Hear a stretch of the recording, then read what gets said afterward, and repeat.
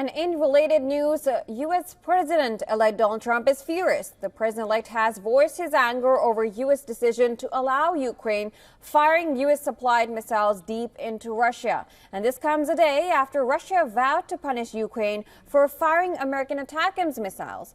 Ukraine had struck a military airfield on the Azov Sea with 6 U.S.-made ATACMS ballistic missiles.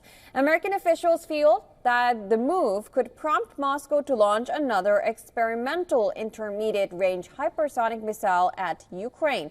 Russia's defense ministry says that the attack by Western long-range weapons will not go unanswered and appropriate measures will be taken.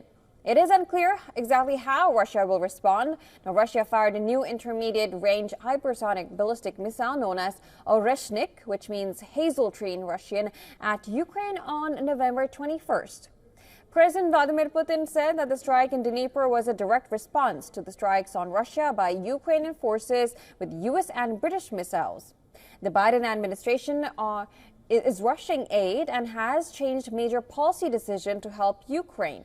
The Biden administration is pushing every available dollar out the door to shore up Ukraine's defenses before leaving office in 6 weeks, announcing more than $2 billion in additional support since Trump won the presidential election last month.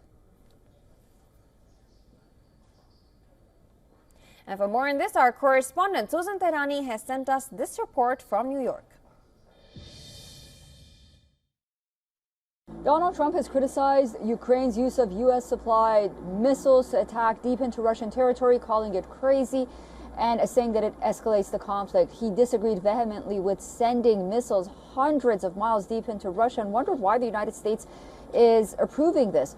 Trump also said that he has a plan to end the conflict, but didn't provide any details. He emphasized that a quick resolution to the almost 3-year-old war needs to happen. Trump made these comments in an interview with Time magazine, which was published on Thursday, but the interview itself was conducted before Thanksgiving and before President-elect Donald Trump met with Volodymyr Zelensky in Paris just recently. Meanwhile, the United States is now warning that Russia may be ready to use, once again, its new Oreshnik missiles against Ukraine, lethal missiles used against Ukraine in November of this year. The conflict is in a critical stage.